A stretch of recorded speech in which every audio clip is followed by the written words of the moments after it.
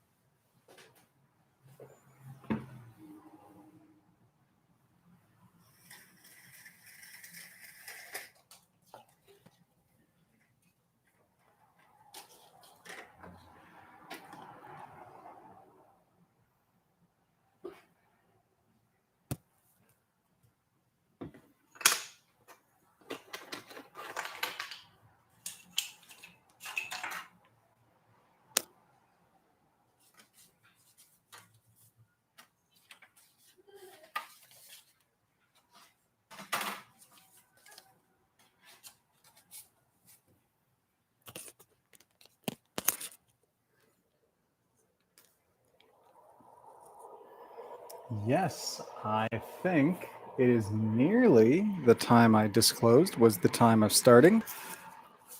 3:40 p.m. Eastern, nope, Pacific Standard Time.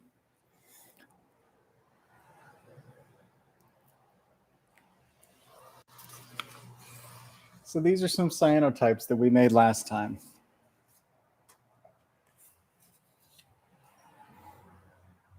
And I took those cyanotypes and I made a copy of them, which is called a contact print. And that contact print is an inverted version of the regular version. So what is blue on a regular cyanotype will look white on a contact print. It will be reversed. And what is white on a cyanotype will look blue on a contact print. It will look like this. This is our contact print. This is our original cyanotype. And it's kind of easy to see what happened when you reverse the process. Here's how these were made. The original cyanotype was placed on an unexposed sheet of cyanotype paper. So at the point where this was not anything on it originally except cyanotype material, I placed this directly over it. And then I put that into a contact printing frame, which is just something that keeps it pressed, the two pieces of paper pressed closely together. I've actually got one that I have from the Dollar Tree. It's just a frame. I kept that in there because it's a kitten and that's nice. And I left it with the cyanotype sheet facing sunlight. And then I left it in the sun for 7 hours.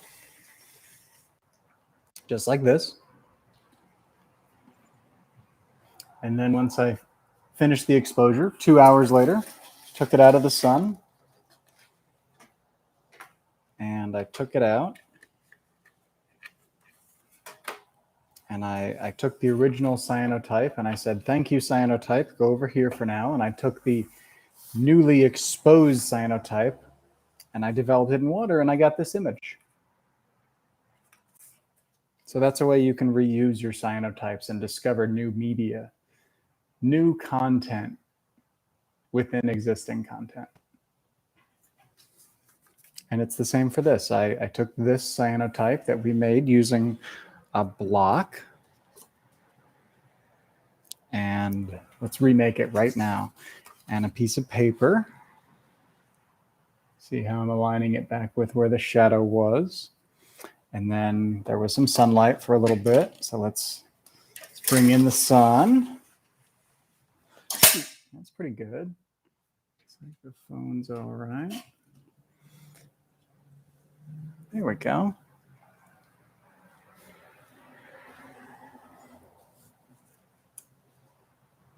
That's pretty close to what our original cyanotype would have looked like.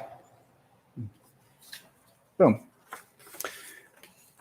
So I took this cyanotype that we made last time, and I did the same thing. I took it, and I put a piece of, let's pretend this is brand new paper, cyanotype paper that can be exposed to sunlight. I took this and I put it face down on it, and then I put that in the sun.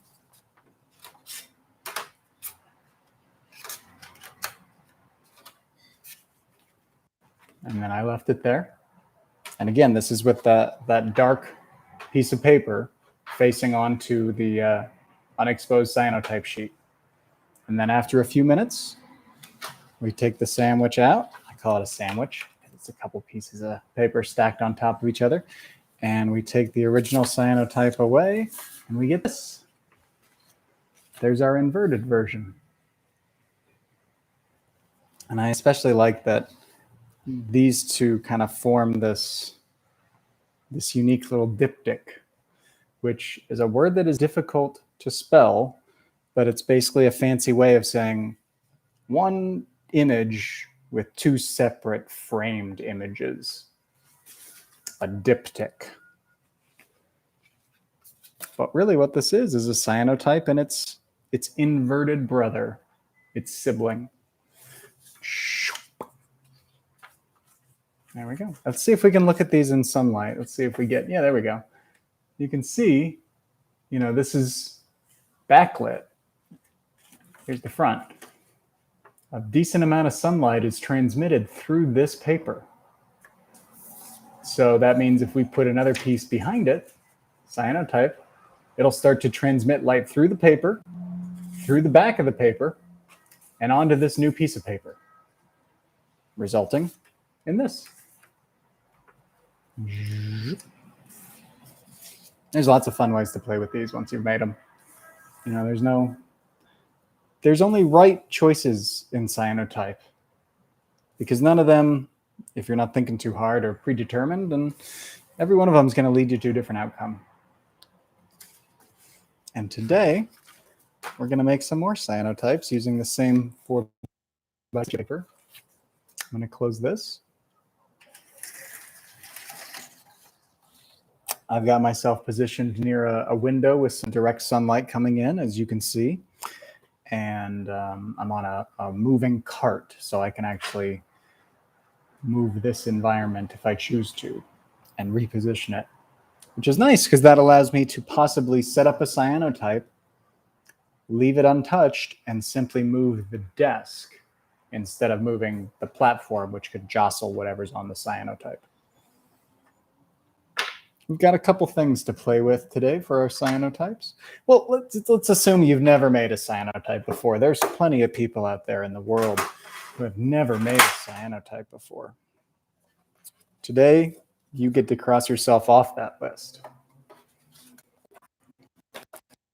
Let's start.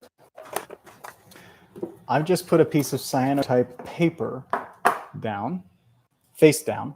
So this sheet of paper on this side doesn't have much light sensitivity to it. There's a little bit here and here. But on this side, it's very sensitive to light, meaning if I expose this paper to strong and sudden sunlight, we will see a reaction take place almost immediately.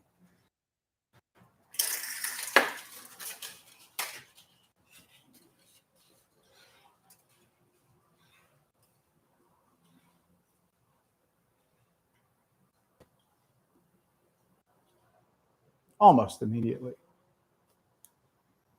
I saw my thumb there for a moment, and then it's kind of going away. Let's take a look in the shade again.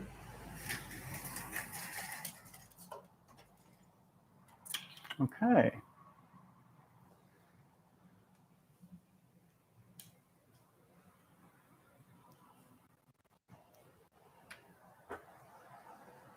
It's not yet a permanent shadow, but it's getting closer than ever before. What we've done is we've changed part of this paper. We've chemically changed it by exposing it to sunlight, and part of it we haven't changed really at all. The part that got exposed to sunlight is getting darker, and the part that got no sunlight is staying the same color. Eventually, we're going to wash this, and wash it. The part that's darkened will become even darker blue, and the part that's light will probably wash away to reveal the original color of paper underneath. Let's do this and this.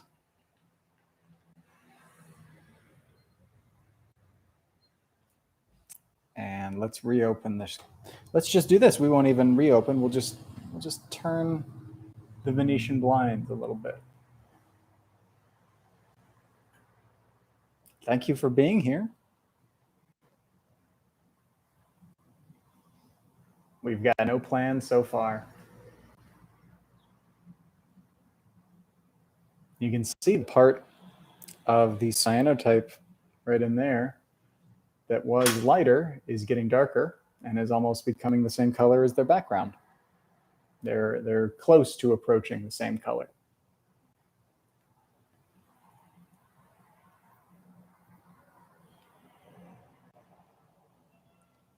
Cyanotype paper reacts with ultraviolet light. That's the kind of light that our sun puts out. Well, ultraviolet light is contained within the spectrum our sun puts out. So that means when we're getting fresh sunlight on ourselves, we're also getting UV ultraviolet light on ourselves.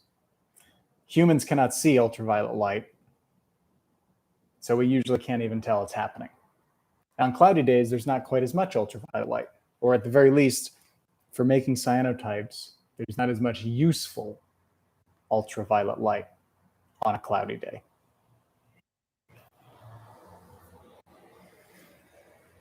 It's possible this isn't audio that is coming through.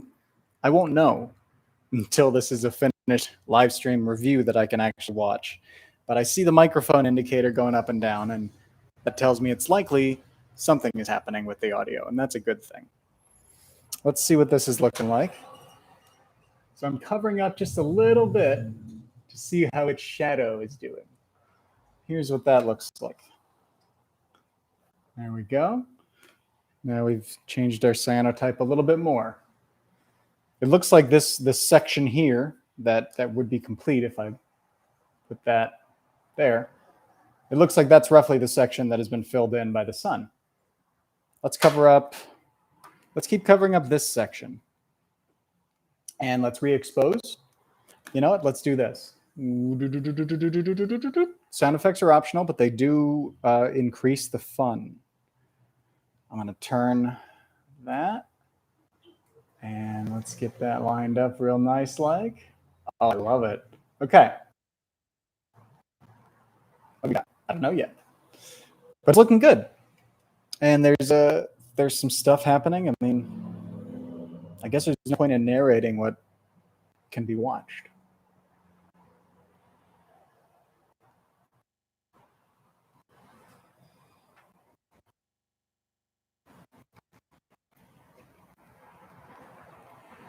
This shape is called a rhombus or a parallelogram. I like calling it a rhombus because someone mentioned the rhombus looks like it's doing the Roomba. And I think that's a lovely personification of shape. And if a rhombus, if a parallelogram could dance, it really might do the Roomba. Okay, how do we got here? Let's close it up. Okay, we have the cyanotype. Let's see what it looks like when we spray it with water. That's how we develop cyanotypes. We spray them with water. Common, everyday, if you're lucky, water. And this is a plastic little bucket. And this is just some water and a spray bottle.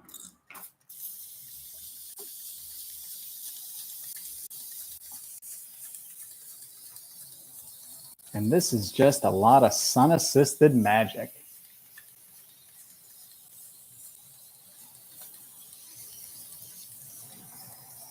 And you got to make this with me. I don't think I could have made it without the collective energy of the people enjoying it, so thank you. Often the collective energy is the one making it, which is me. And that's enough, but I'm happy to expound it.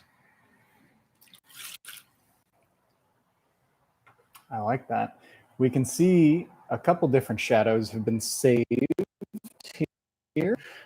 The shadow block is the most obvious one. I can absolutely see the shadow from the block that we left here. It's not the same shape that it looks like necessarily unless we tilt it and go like this. So I'm trying to get it lined up. There we go. Now it's a little closer.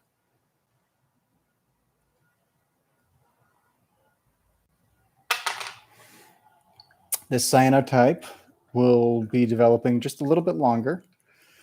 And I'm actually going to do this and then do this. This is just to kind of get some fresh water circulated.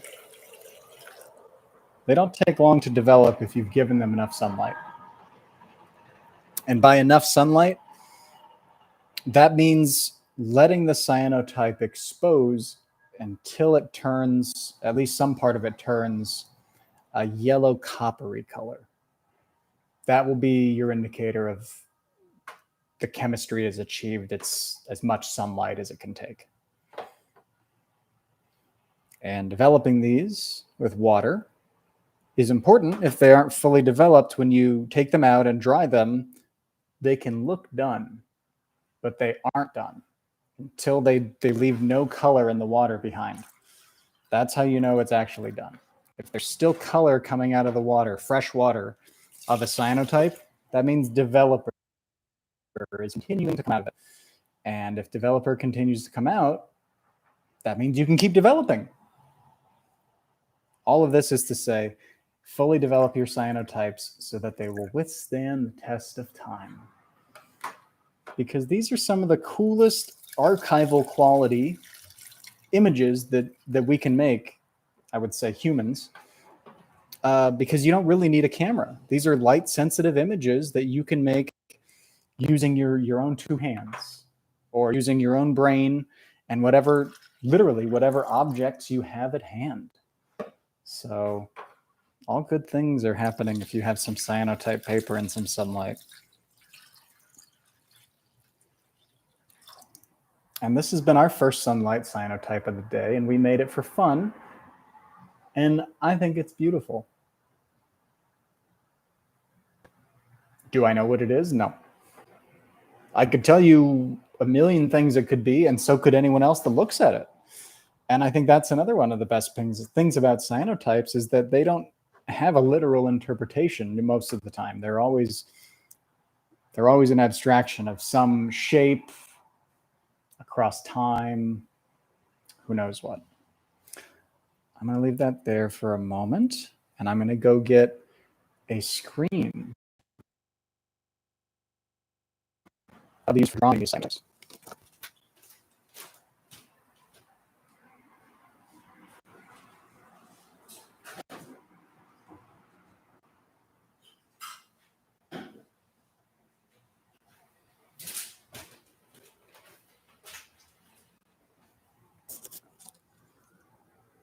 Thank you for waiting while I got the screen. I don't know what other option there was besides waiting, but I still appreciate it. I'm going to take this, let it drip dry a little more, and I'm going to put it on this piece of window screen. There we go. And now I'm going to put this over here to dry for a bit.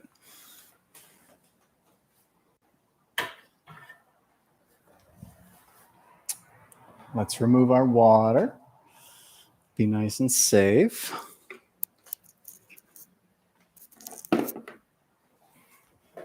And let's make another cyanotype. I think we've had a good time making the rhomby cubies.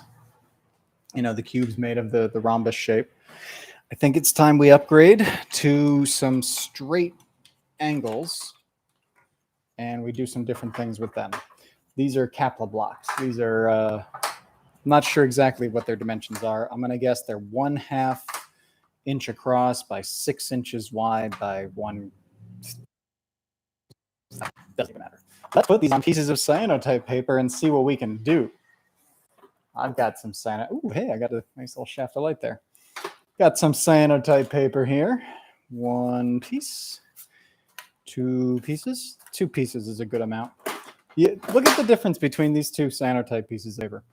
These may not result in any different quality cyanotype, like they might actually result in the same quality in the end, but one sure looks more ready to use than the other. This one to me looks ideal.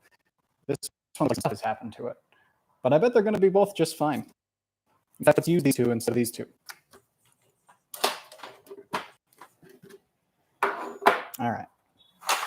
Cyanotype, cyanotype. I like to be kind of equal when I put 2 cyanotypes out. I kind of like to match what I'm doing on them. In fact, we can incorporate them into each other in this fashion.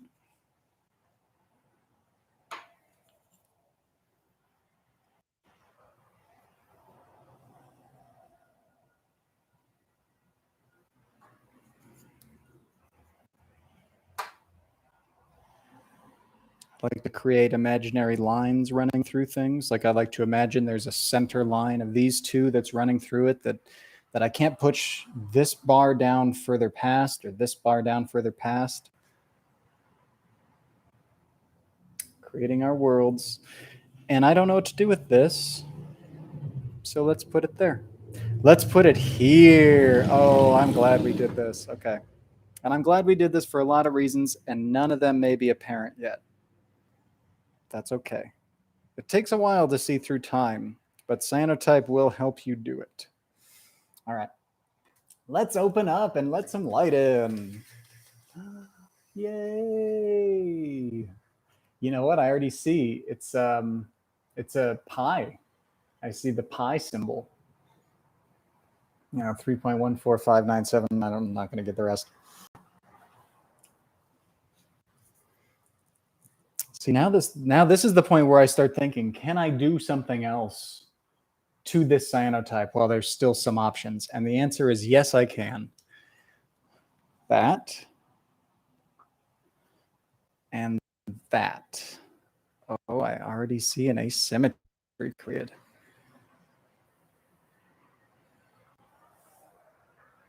That was kind of a useless gesture.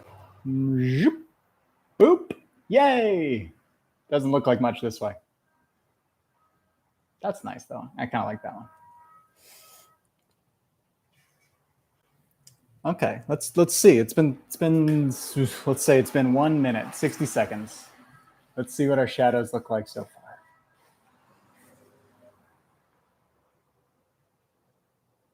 So are there shadows here?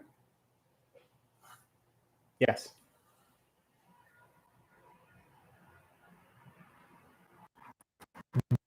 Do we wish to change anything about our cyanotype so far? Yes.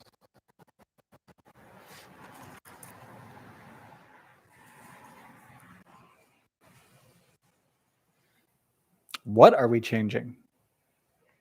Your answer is as good as mine.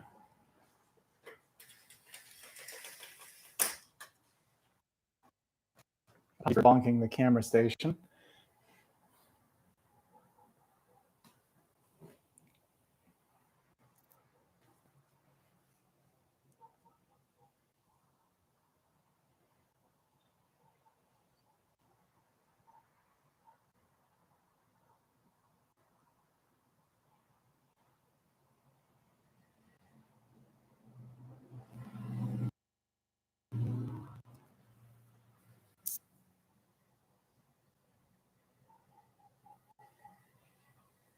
Yeah, here we go.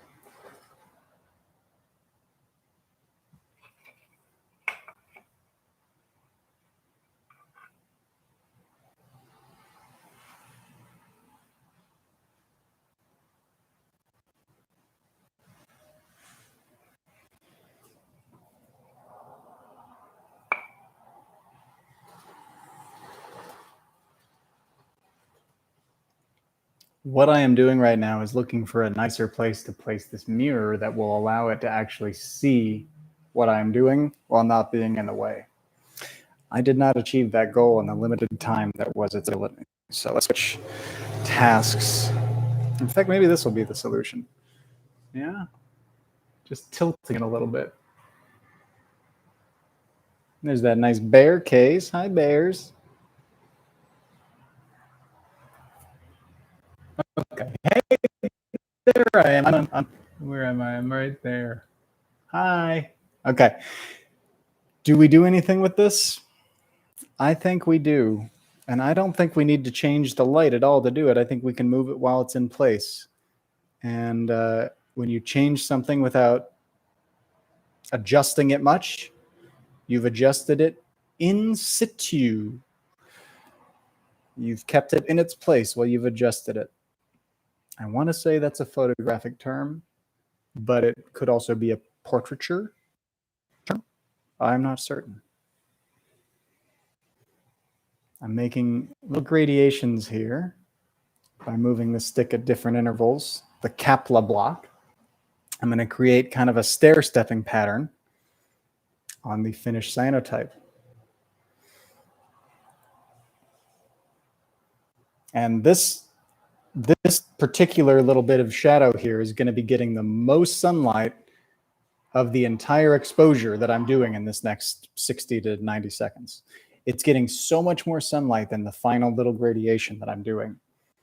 And that's important to know because it's going to affect how the tone of our image appears, the kind of gradation from dark to light. So we can control the tone by remembering that our motions toward the end should be a little quicker, because that's going to be giving it a lot less light toward the end. But those little bits of less light are also getting on very new exposure, so it happens quick. And when you're done, you just cover it back up. Now that little bit of cyanotyping that we did is protected from further change. Everything under this Kapla block and this Kapla block that we changed, that'll stay documented. Unless we open this up and say, okay, go look at the sun, which we can do, but let's not. And let's do this. Let's keep putting more clothespins in this. I love this. I'm going to put a clothespin here. And I'm going to put a clothespin here. And I don't know what else there is to do. Let's keep that going. I like that. Let's keep this up. That's fun. And I think it's time to be right. I don't know why I think that, but it must be true because look, it happened.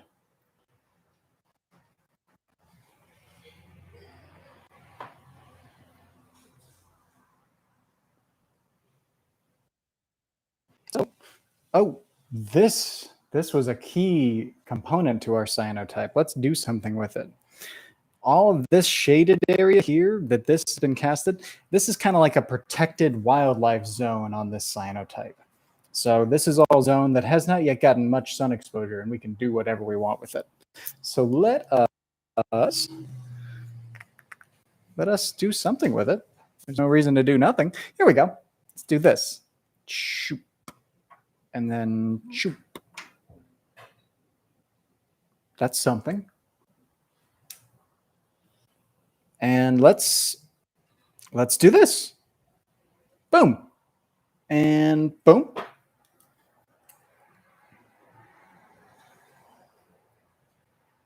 And I guess let's do this.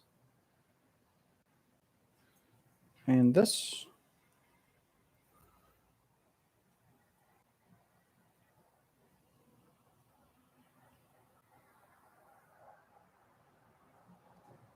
Thank you again for being here. I don't know what it's like to observe a cyanotype being made that I'm not making. I hope it's fun, because it sure is fun to be making them.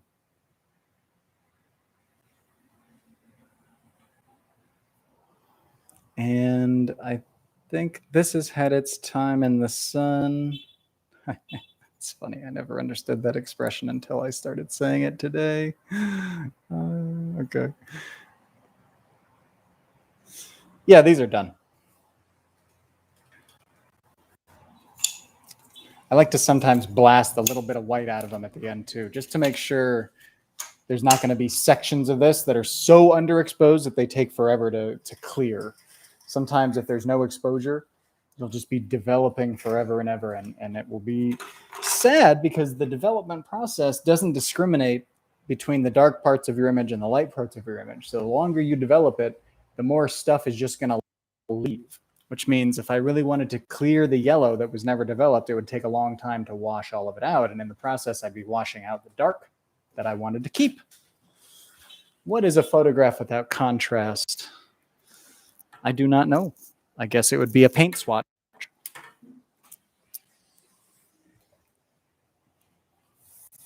All right, we're doing this the fun way. It's a dunk. Yeah, it happens so fast. Oh, yay! Oh, hooray. I love it when these turn out so nice, so quick. Yeah, I say quick. It's all relative. Let's see what this one looks like. That one will just keep going in the background. I wonder if we'll even be able to tell the difference between these two at the end.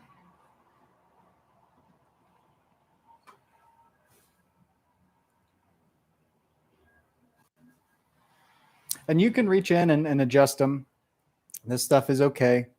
Don't drink it, and wash your hands when you're done. But it's safe. But yeah, really don't drink it.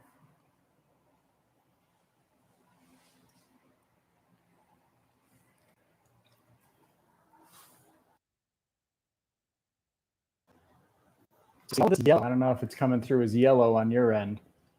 All of that yellow is cyanotype chemistry that just never received an appreciable amount of sunlight. It never got enough sunlight to darken and turn any level of blue.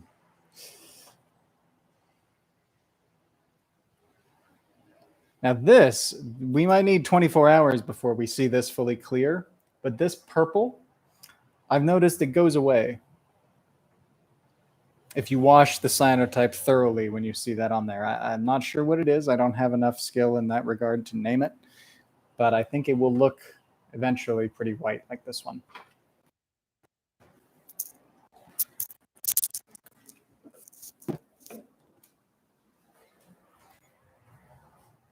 And again, I really don't know if any of this is coming through audio-wise, but I have a feeling it is. I'm seeing a microphone light up when I speak. That seems indicative of quality audio. It's way out on the internet. But I don't think the audio is an important component of this relative to the visuals. And the enjoyment of seeing someone that you may or may not know do something they may or may not enjoy. In this case, I do enjoy it.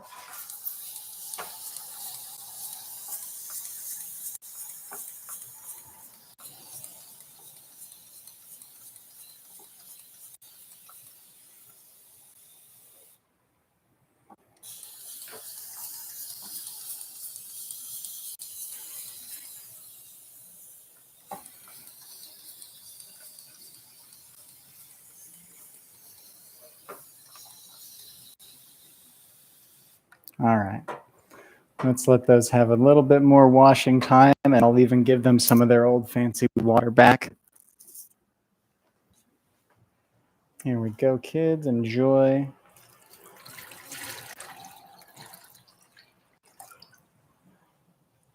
It's okay to keep reusing developer throughout the day if you're making cyanotypes. It's a good idea.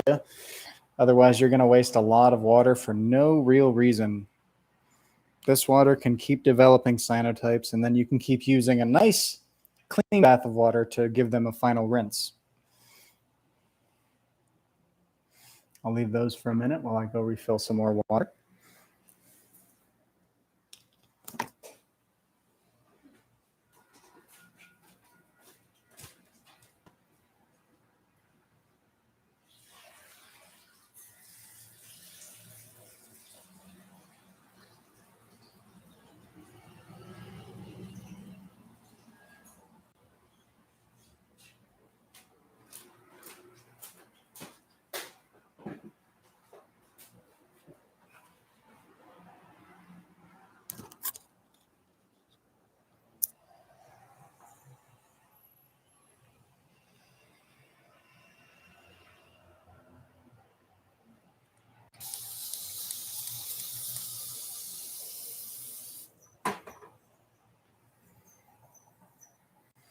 These look developed, but I won't know until I look through the sunlight, look at them through the sunlight. If there's yellow, which there is a little bit, maybe it's not evident on your end, a little bit of yellow in there, we're just going to give them a little extra just to clear it out. In fact, yeah, we're going to do this. We're going to leave them in the sunlight, which will actually induce the little remaining undeveloped bits to react with the sunlight, and then we can develop them out. This works out so well. And it looks like in the process, this is coming a little clearer. And yes, you can totally do this with cyanotypes. Once you've developed most of the agent, the cyanotype out of there, they're not going to react more with the sunlight. Not much. So they're pretty safe to put in the sun. It's a great medium for experimenting with light. If you're curious about photography, cyanotype is a good way to understand how sunlight reacts with a photosensitive material. You get a sense for concepts like light and dark, contrast, and it's fun. So fun. Anyway, that's my perspective. Let's dump these.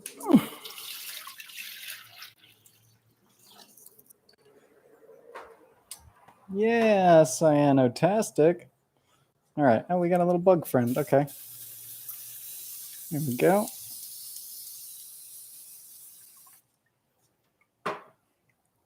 One cyanotype.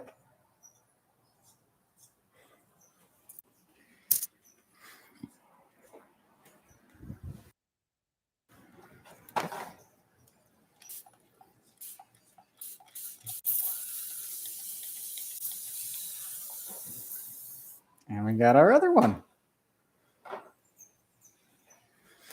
Put these on our little piece of screen. And let's see what our next cyanotype is going to be. I think the rule I've ever given my cyanotype. Luckily, this paper is very easy to make.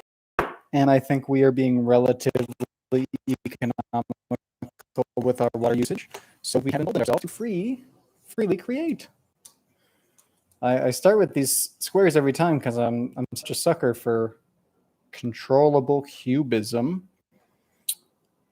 And I also really like these clothespins because they fit very neatly into the shape of a 4x6. So that's nice. Yeah. Hey, we got two more. I'm sorry, that's probably an annoying sound to be hearing. And I think we just made a lollipop. Oh, I know what we've made.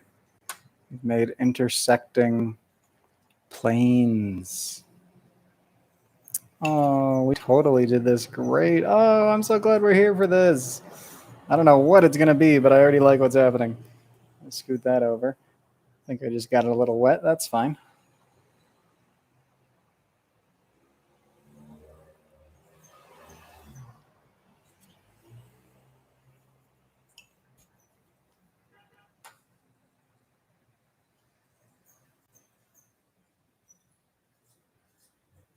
If you can hear a bird outside, it is a hummingbird. They don't always hum. Sometimes they tweet. And sometimes they post to other social networks.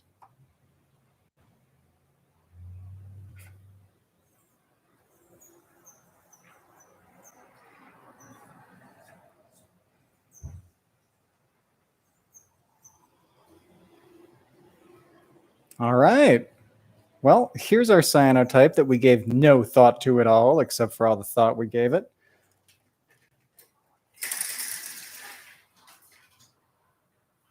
Yeah, I love this. Okay. That's it. Now we get to watch. Or now we get to decide how much to change as it is made. And I know exactly how much to change. I'm going to do this. Spray. Spray. Spray. Spray. Spray. Spray. Spray. Okay. So what was that? I don't know yet, but let's watch it happen.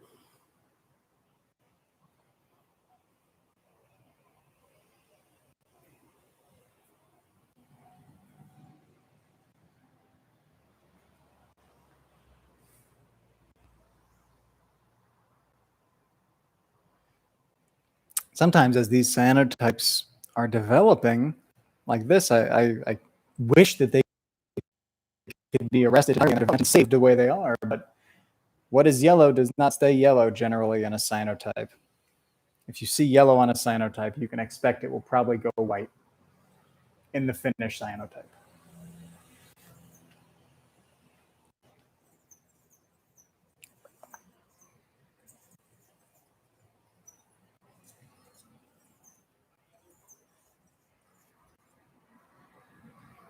So I'm moving these bricks away.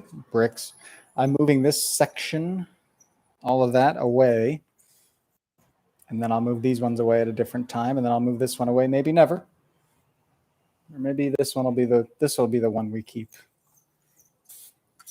undone. There we go. This brick stays, as do these. Now we've got a plan. Let's keep moving these, because we now know about subtle gradations and timing.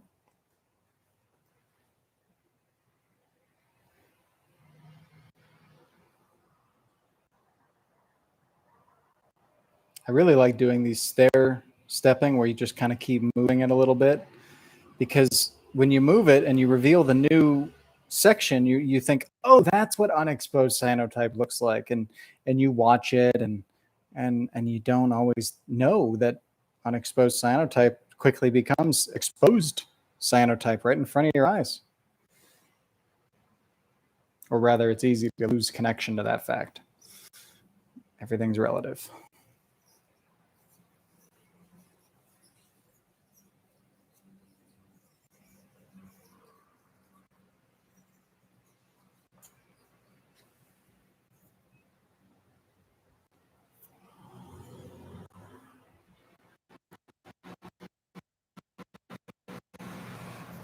I don't know what we're going to do with these yet.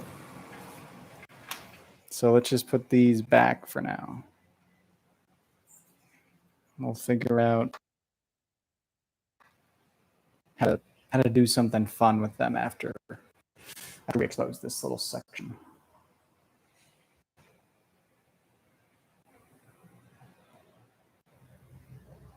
No, I know what we want to do. We're going to go like this.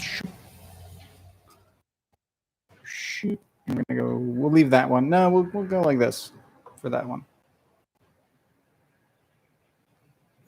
Like this. There we go. I like that. All right. Now let's open this one up a little.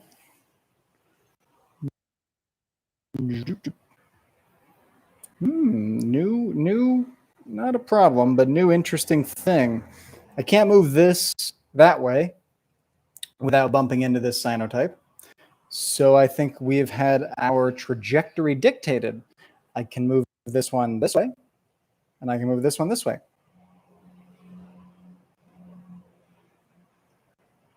And in the process of trying not to move that other cyanotype, I totally moved it.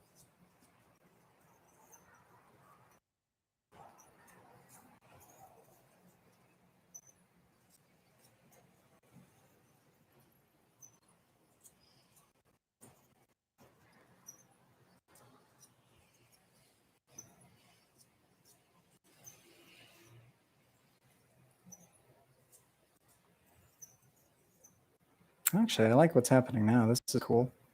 Just keep shifting them all. Well, these ones can stay.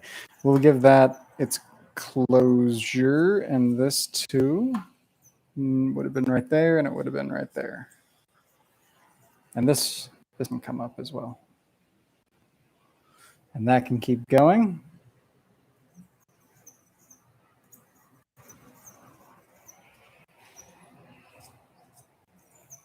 This is going to look super neat.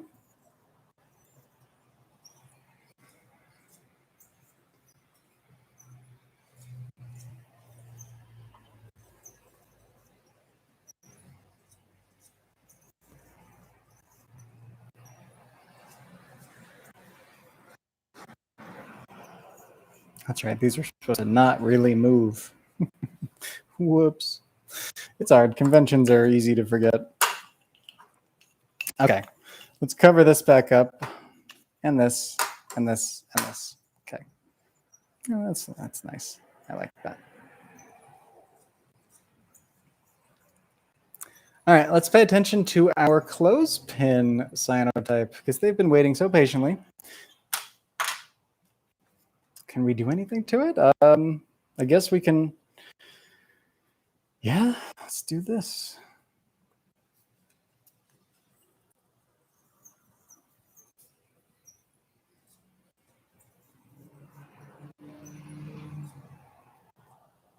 Okay, and now let's do this.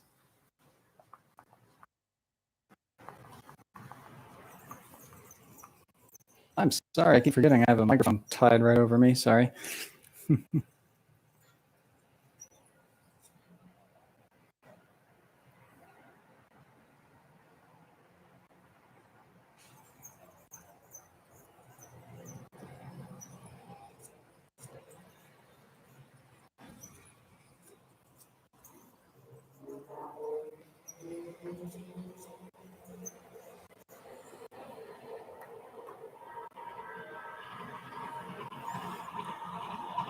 Yeah, this is good. Let's develop it.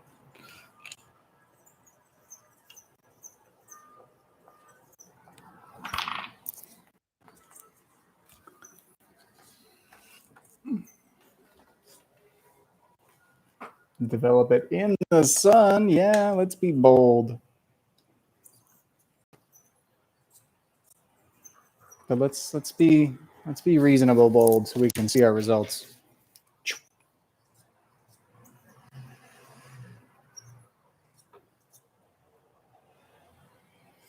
Oh my gosh, I see a bunch of overhead like kids putting their hands in for like the yay team thing where they're like, yeah, everyone put your hands in. Okay, 1, 2, 3, yay team. That's what I see. Especially this. This is like a hand with a thumb. There's a thumb there. There's so much to see in a cyanotype. They actually don't always look the way they look like they will. Man, what a sentence that was. I find that the final cyanotype does not always match what looks like it will become as it's developing.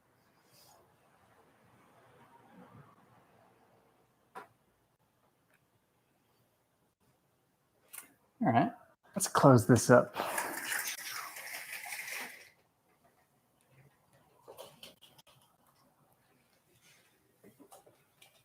Okay, this one's doing real nice. Let's see how this one's doing. Thank you, clothespins. Let's do it the fun way. Well, that's fun. We'll just let that happen.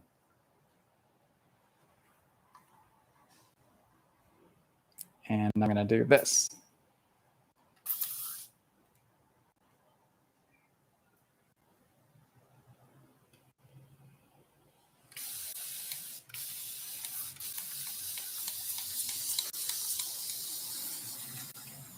I am spraying water on top of water. Time to do this instead.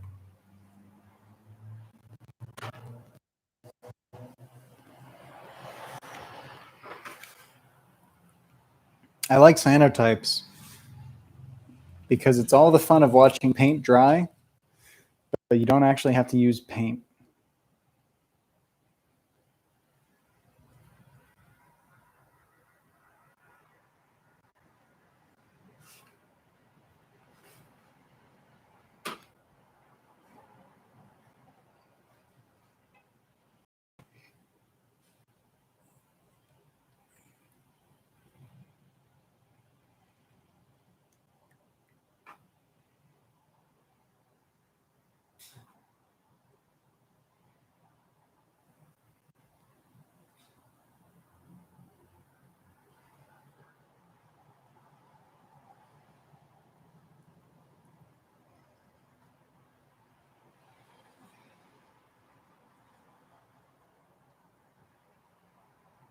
Some good washing machine action here.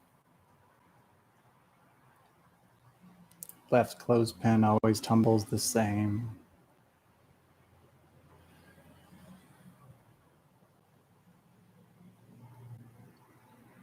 All right. Let's do this. Pour it out.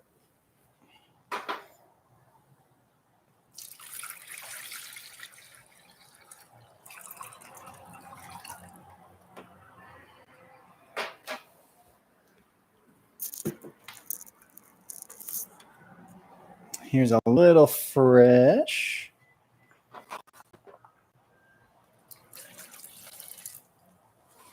just to keep it all clearing. And we'll see if that turns yellow in a moment. And to everyone here, thank you again for being here. I'm enjoying making cyanotypes on this day of sun. It's not a sun day, it's just a day with sun. And I'm glad that you chose to be here for it. I hope the weather's been nice where you are.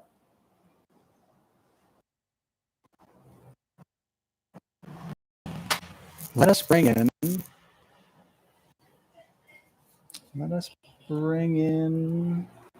more blocks. I love these guys. Okay, so let's just say these cyanotypes are done. Let's not get too far ahead of ourselves. Cyanotype number, whatever this is. And then it'll eventually clear and be dry, and these probably will be white again.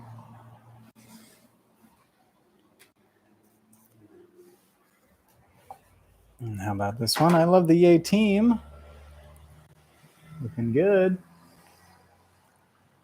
Okay.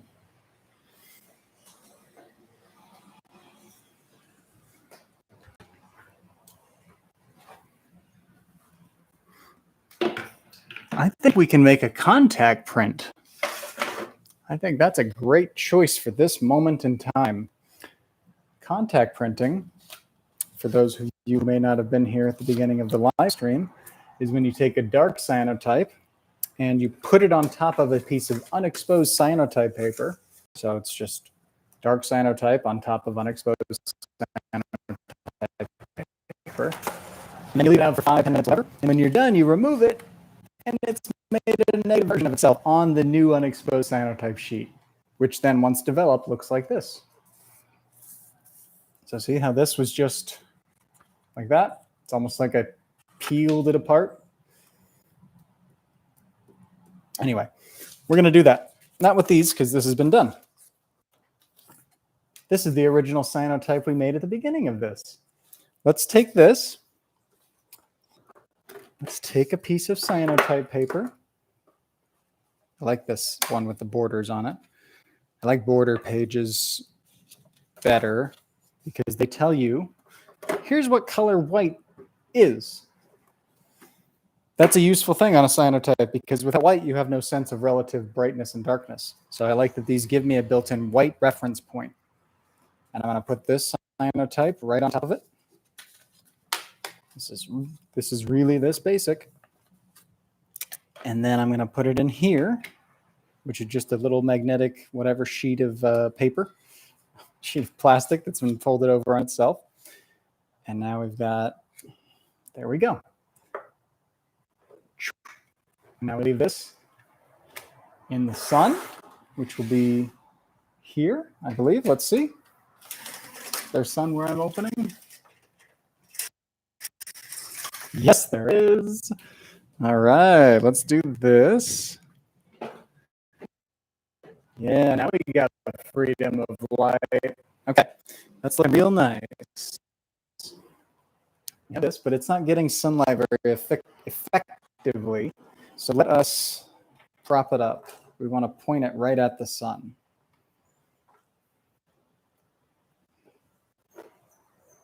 Relatively. And which way is the sun coming in? That way. Okay. So we just align it with the sun. We're good.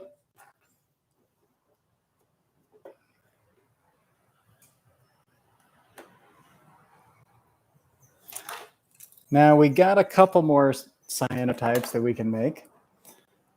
And let's do one right now.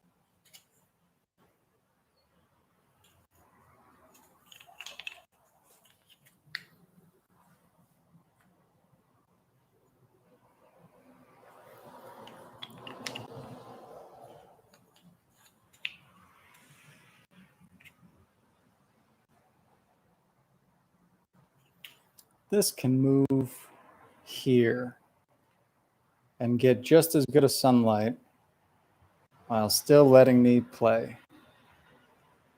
I believe, yes? Nope, not quite. This will be here, perhaps. Cool. And these can be here. Oh yeah, I adjusted them nicely. But at least they know where their last shadow was, because I can clearly see it on the cyanotype in process.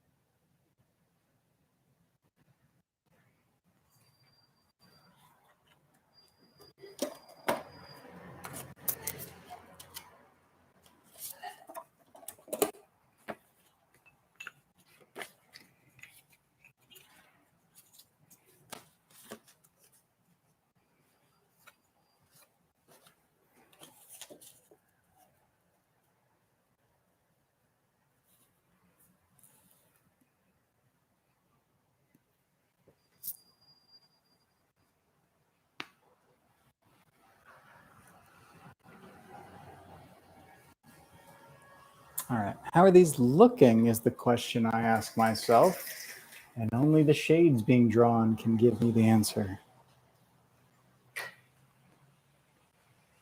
They're looking so good.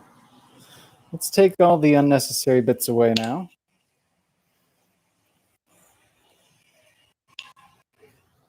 Cool.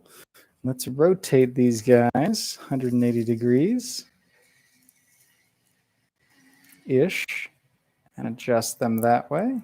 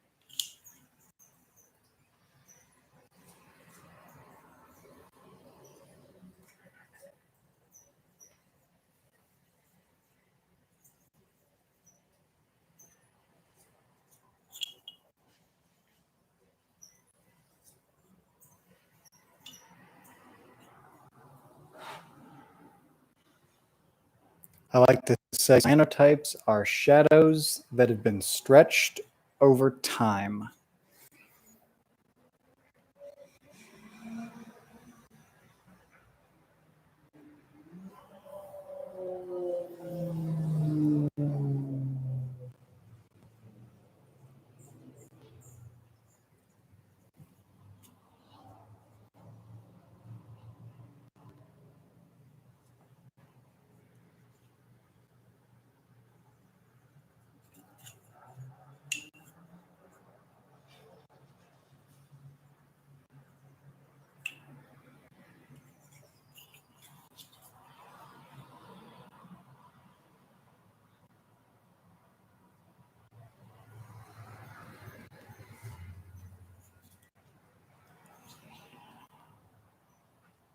Contact print. Doing good. Still pointing at the sun. So don't delay, act now. Cyanotypes are not running out, but they might as well be pointed at the sun.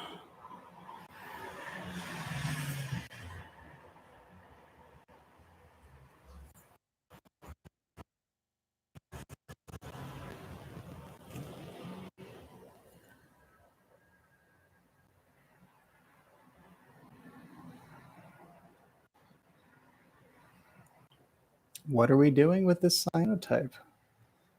Is a question I don't have an answer to.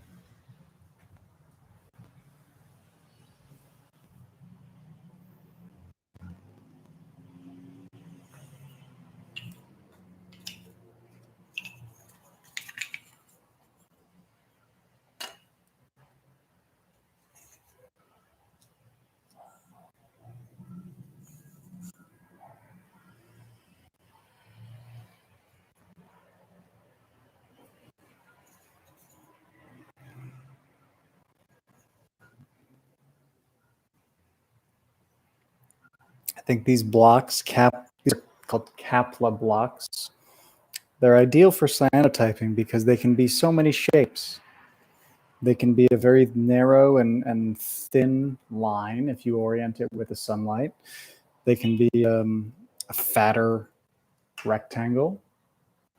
They can be, depending on the angle of the sun, they can be a big giant rhombus. It's kind of going that way. So very useful. In fact, these Kaplan blocks have been cyanotyped because they're wood. And so the cyanotype can absorb into them. So I made a bunch of cyanotype Kaplan blocks one day and then made a mosaic that I will never be able to put back together because how in the world would you please this image with its mate? I don't even know what this is anymore. That's okay. It was for fun. It wasn't for anything to preserve an image for the ages.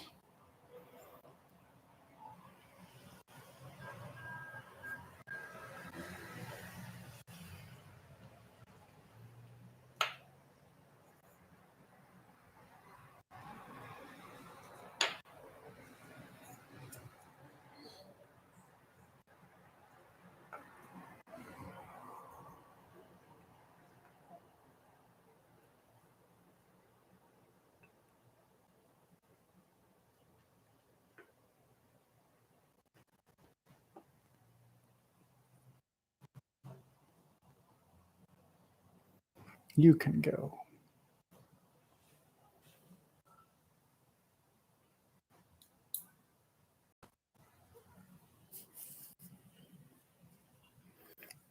this contact print is going to move into this window over here for a bit. That will give us room to develop our cyanotypes, which are pretty much done. Let's take a look at them.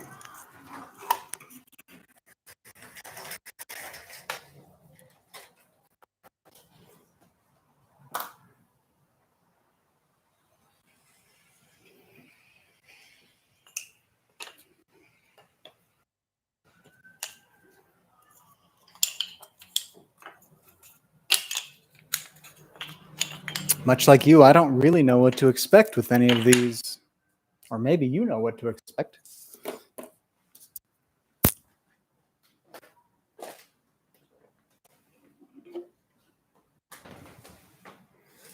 Let's give each of them their due development.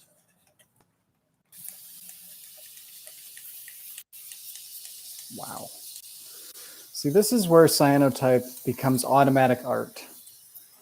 To me, this is on par with a Picasso. And I don't know what that sounds like to anyone that's not me. I'm not saying I created a Picasso.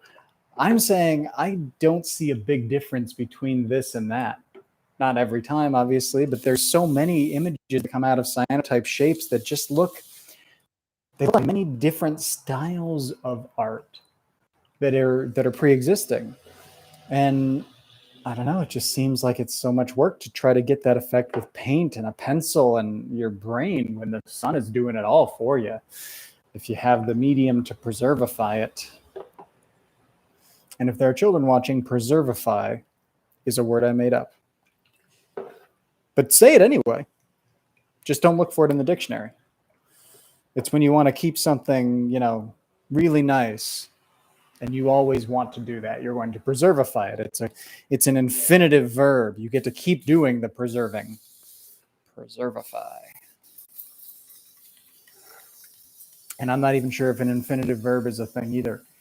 So I guess just don't take any non-cyanotype lessons from this.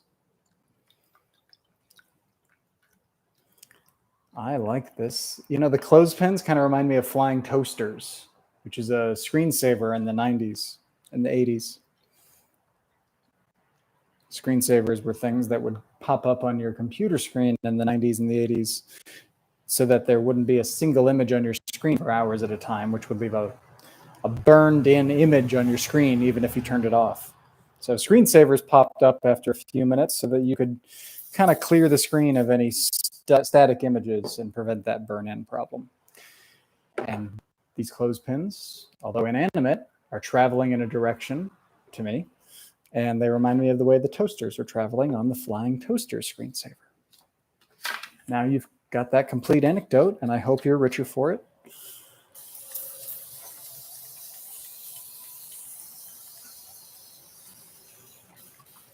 All right, I'm gonna do a little bit of swishing, swirling. I see a lot in this too. There are many subtle differences that happened, even though I was doing things roughly symmetrical. There are many subtle differences that occurred in the process just due to human inexactitude. And that's what makes it fun. And that's what makes it creative. And that's what makes it, if you call it art, absolutely art. But it's fun and creative first for me.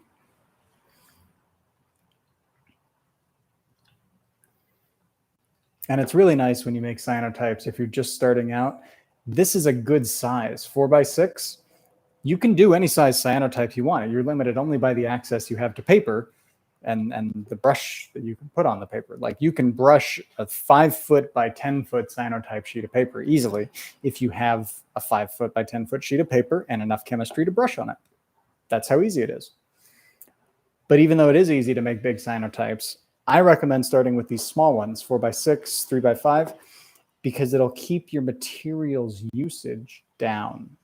You can create 30 or 40 of these, learn a ton about the medium, and being able to do big ones after that, without having wasted a lot of paper or water or chemistry or just in general.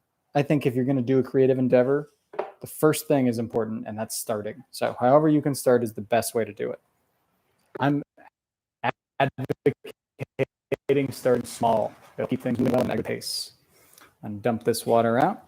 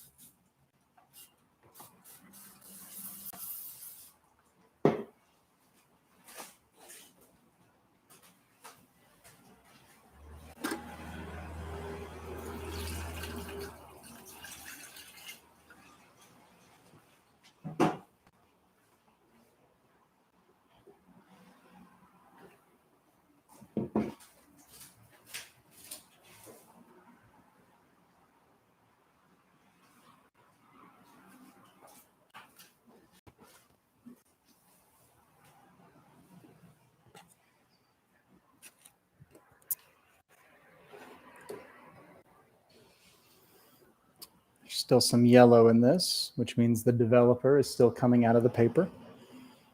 And that's a good thing.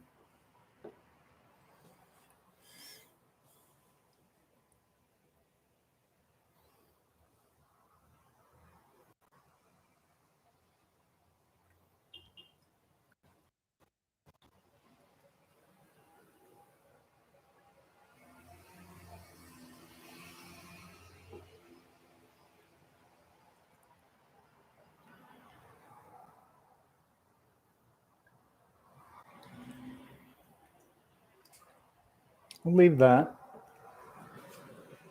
We'll bring in a special friend, Versatile, who lives up to his name at every turn.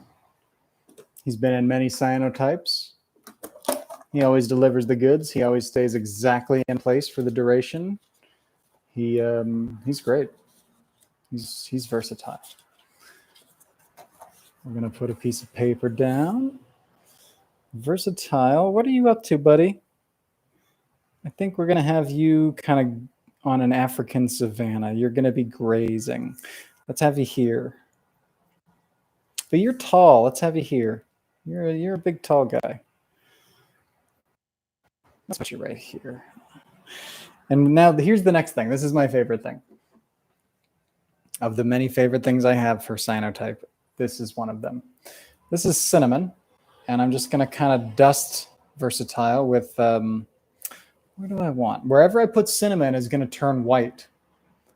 So let's say Versatile's walking in the snow. That happens. People walk in the snow. I don't know if giraffes do. And then it's snowing on him. You know, maybe it's not a flurry. It's just kind of a light dusting. He could also look like he's in space. It'll be up to us to interpret it. And I'm also going to put one more cyanotype just for fun. Right there. And I'm also going to orient this desk. So I'm going to turn our whole environment, which is going to make it look like the light is moving. But it's not. It's just me orienting the desk with the camera at a fixed position. There we go. Ooh, Versatile got fat in that shadow. He's going to look, I think my sister said it was like a goat. He kind of looked like a goat thing when she saw the picture of Cyanotype with the stretch shadow. And I think that's a fair assessment for his shadow. He's got kind of a thick midsection. The length of his neck gets a little shorter in the shadow. Yeah, I can see it. Let's hit this with a little cinnamon too. Nice. I'm happier with that. And then let's do this, because why not?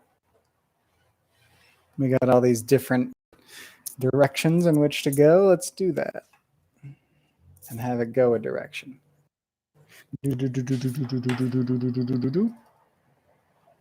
Sorry, I keep forgetting there's someone in my ear, the microphone. I don't mean to keep making all these weird sounds in your ear, viewer, listener. It is not unconscious. But since I'm not working from a script, it's hard to stay on script.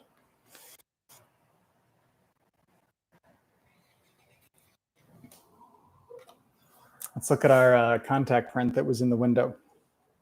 I'm going to press it in the middle here really good. That way it keeps what's called its registration. You know, that way the piece of paper is still right on top of where it was last time before I opened it this way. Yeah, I can see an image in there.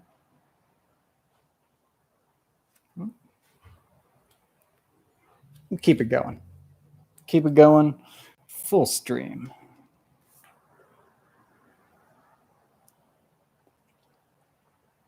I'm going to give Versatile another layer of snow.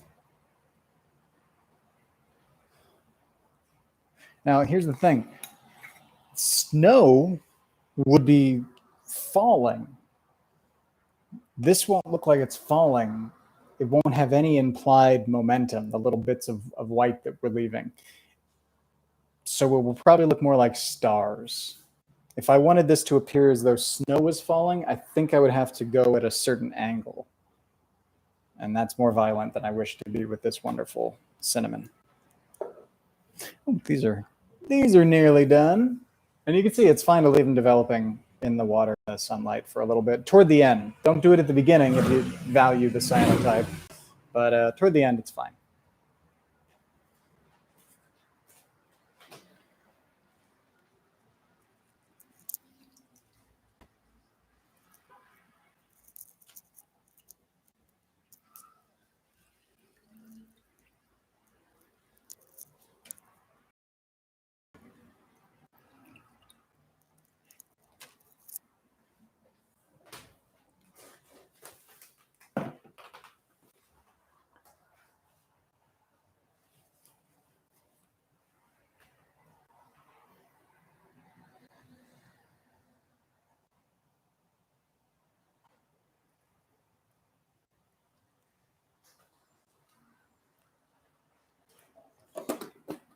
Versatile still doing his very best. Look at how still he's held for the duration of this. He is a professional giraffe.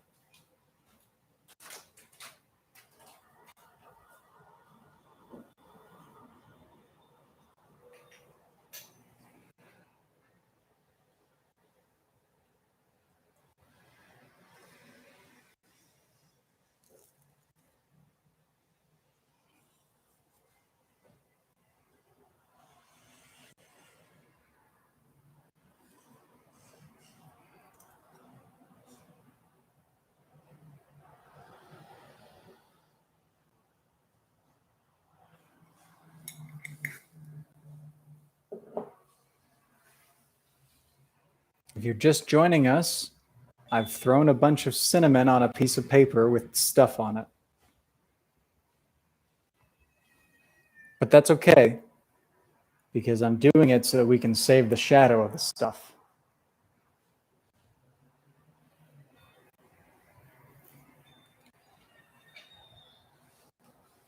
Let's take another look at our contact print, because I'm curious. I'm naturally curious.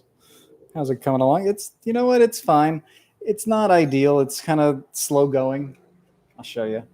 This is mostly an example anyway, so there it is.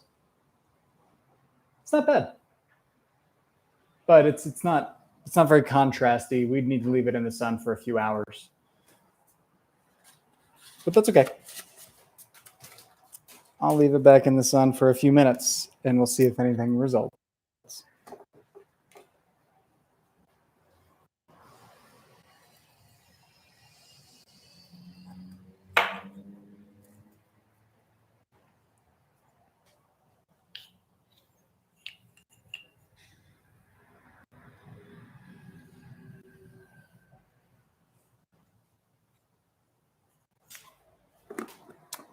Here we go.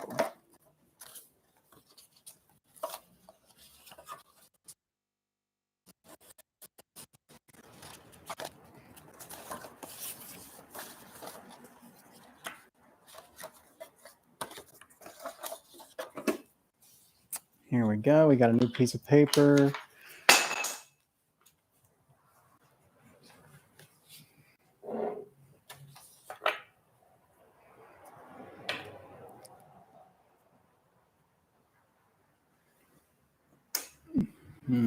There we go.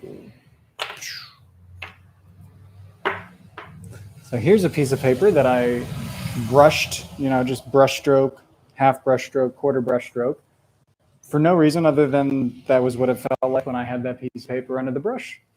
So now we have this paper that's been dictated to us a little bit. This is the sun sensitive side, and the white stuff is not. So let's see what we can do with that. I know what to do. Okay, I'm gonna go like this. One there. One here.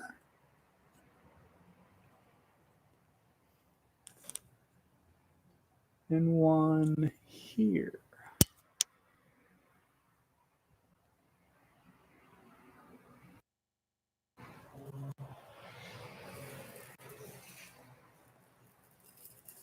Sure, that was a fine. Whatever I thought I was going to do did not turn out that way, so now it's time to do something new.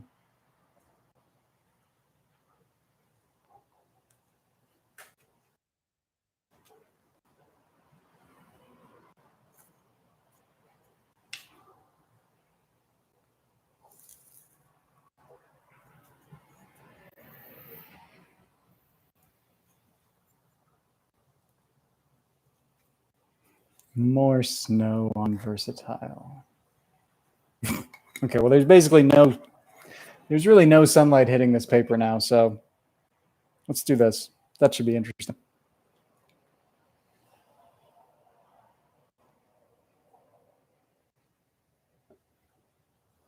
Yeah, this will be kind of like I don't know if a snow globe is quite right. It'll look different.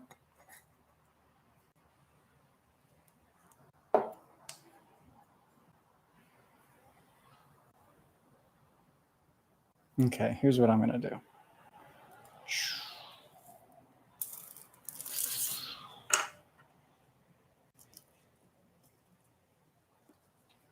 No. Okay, so now it's a bit more, I don't know, cacophonous. There has been a lot more randomness introduced, and that is interesting.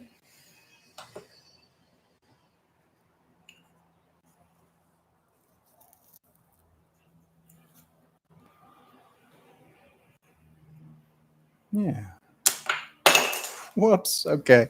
Well, gravity tells me it's done holding blocks. That's fine. And I'm going to leave those there. This is all good.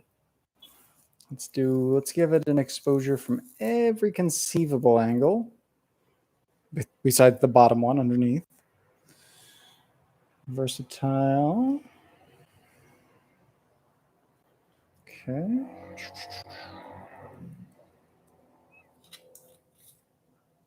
And I've learned to use cyan because it's a dark covering, like it's the light doesn't transmit much because it's just tree bark, and it's better than pepper.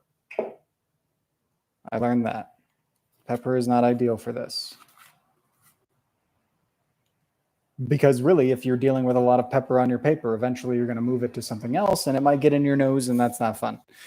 That is the answer for why cinnamon is better than pepper for cyanotyping, if anyone ever asks you. Probably not going to be a Jeopardy question. And if so, I'd be curious to hear how you would phrase that as an answer or as a question. All right, that's fine. Let's put this here.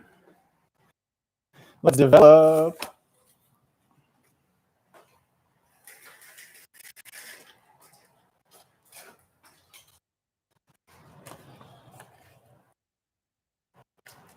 Oh my gosh, I probably saw Star Wars AT-AT in the snow.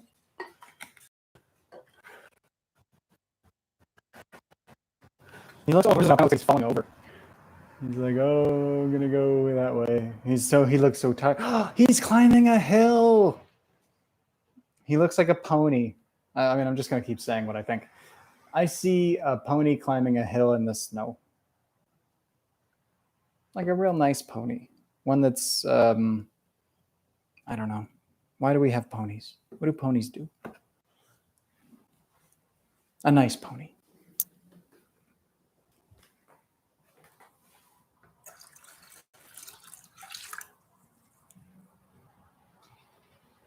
And what about the image underneath?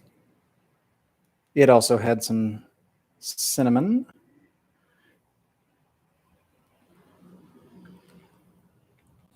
Hey, I like it.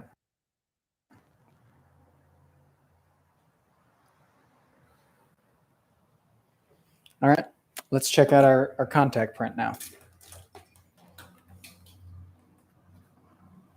This was one that we had left in the sun for maybe a half an hour, pressed up against, these were just like that. Now, I have enough experience to know that this is mostly going to go away, but we'll probably see some blue here.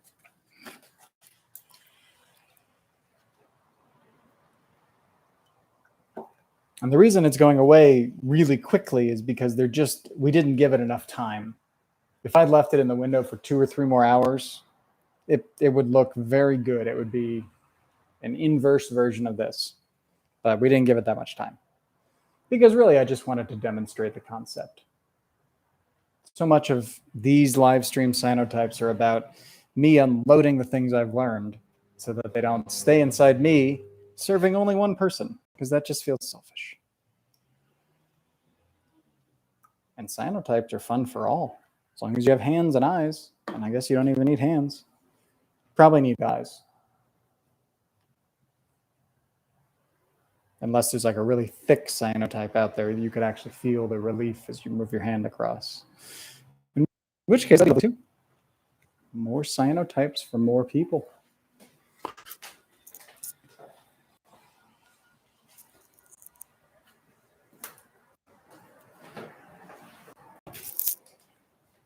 Okay, we'll put these over here for a bit. And we will recap what we've been up to today. Look at this beautiful mess we made. Normally, I put down some sort of protective barrier. And we'll look at that later. But today I did not. So let's just look at these here on the screen. I get it. That's funny. Can you tell which of these was the darker of the two originally? I have a feeling it was this one, but I don't know.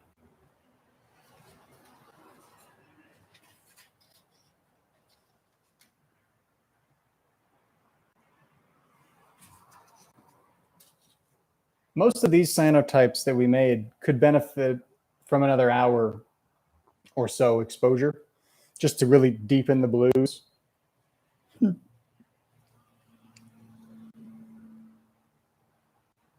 Cyanotype makes nice wrapping paper. See, that one's got some green in it. I don't know why that is. Maybe I will develop it out. All right. Super cyanotype making, all. Thank you. I'm going to pack these up, and I'm going to make some more later, and I'll share the rest with you when we see each other again. Bye, everybody.